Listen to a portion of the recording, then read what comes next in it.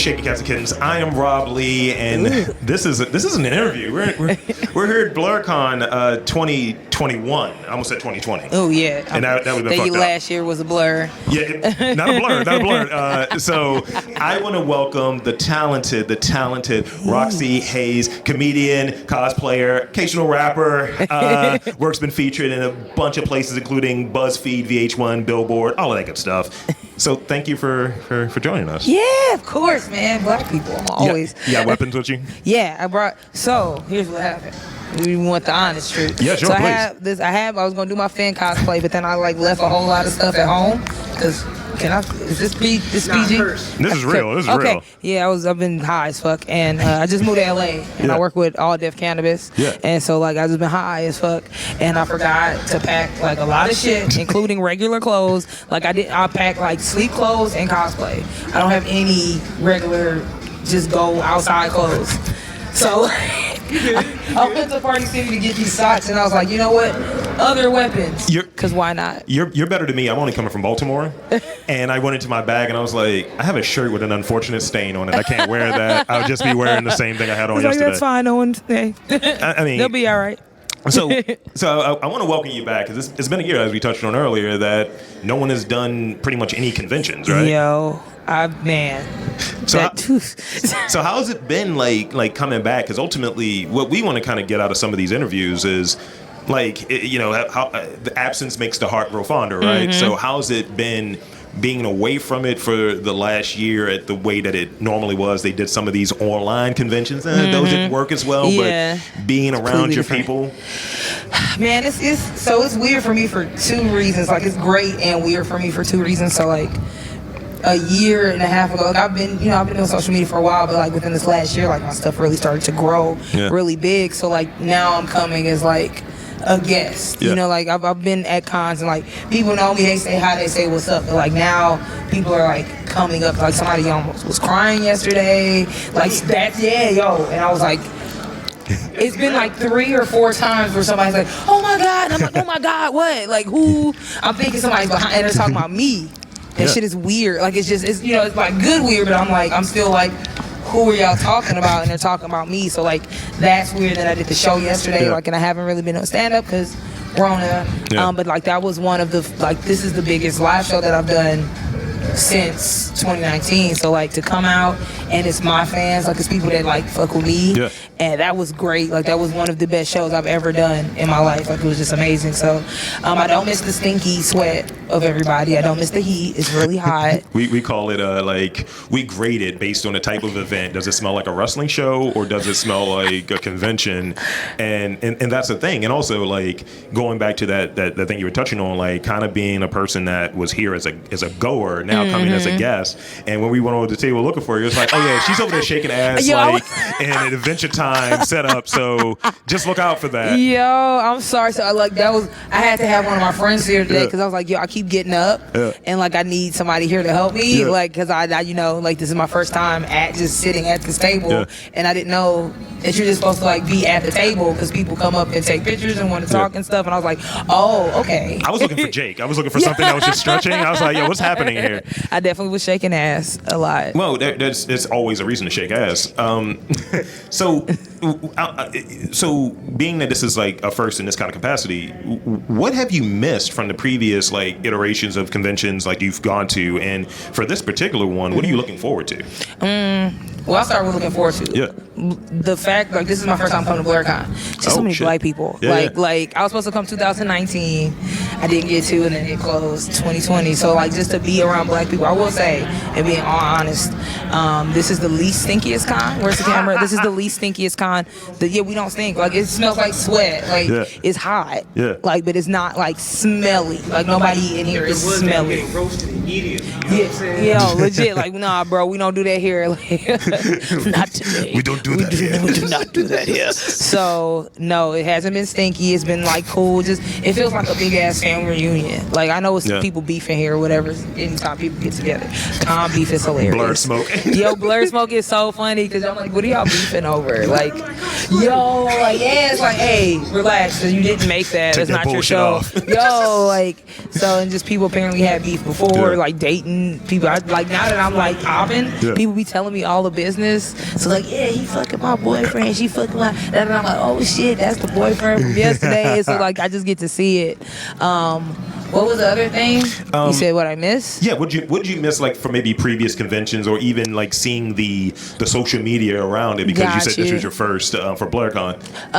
I do miss like kind of like as far as like now that people are knowing me, I can't like sneak around as much. Like I was throwing ass as Chun-Li yesterday, and like I saw some of that. You saw, yo, okay, I didn't know. I was like cameo. It was like cameo on the cheeks, Chun-Li on the cheeks. I did not know that everybody, because like even when I was doing it yesterday, I was just dancing, and then like cameras on me, and then I was dancing out there, and then apparently it's going viral.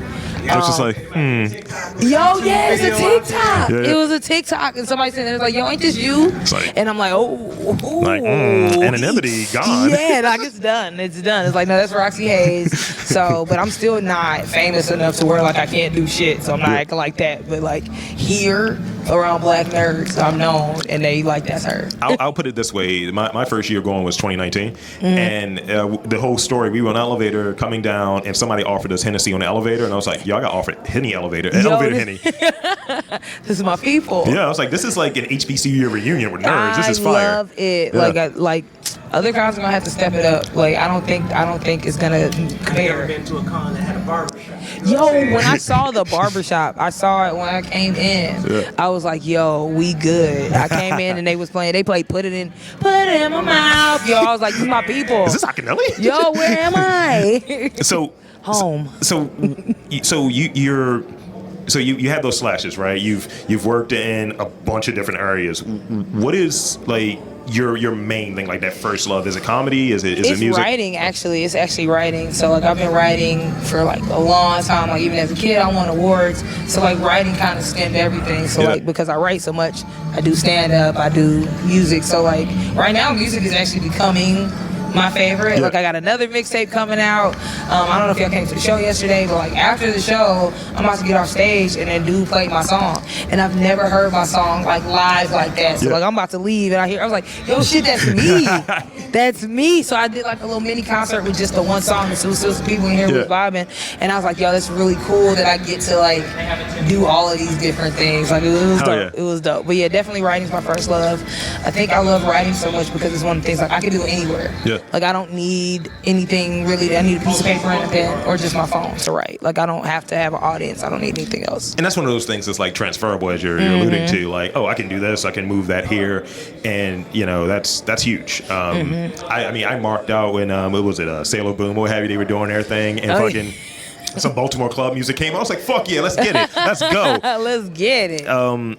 So I read that your music, your comedy has that kind of geeky flair, and obviously you're sitting here cosplayed out. So what, cosplayed out. So what drew you to like saying, you know what, I want my media to be representative of what my interests are in that way? Well, when I first started doing stand up, so I've been doing stand up for it'll be 8 years this year. I need to do math. My math is terrible. 2007. Yeah, it'll be 8 years this year.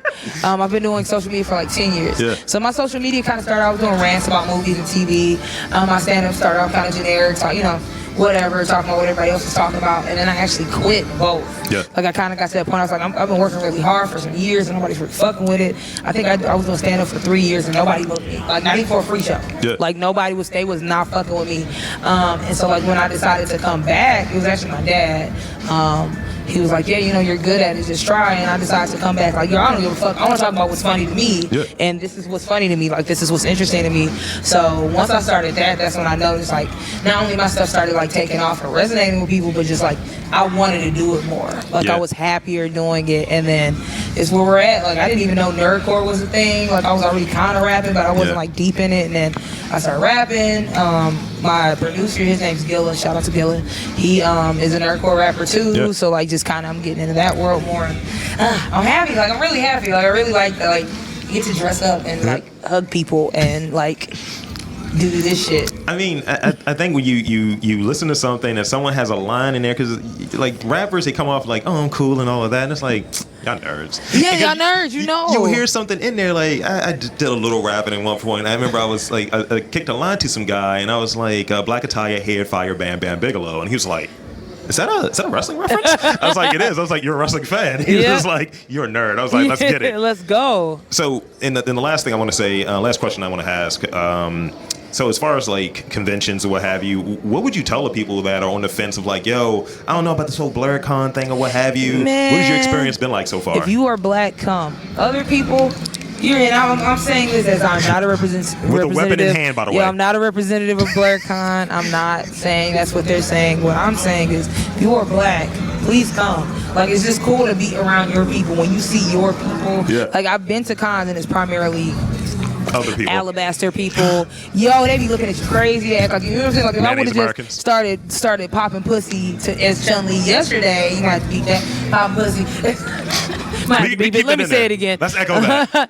Popping vagina. You know what I'm saying? People would look at me crazy, but like here, it's like, yo, it's my people. They egging it on. Let's go. And other people coming down. It's like I said, it feels more like home. You know what I'm saying? And just once again, like when you see people that are your color, I keep doing this while I'm rapping. When you see people who are your color doing the same things, it just makes you feel like, okay, I belong.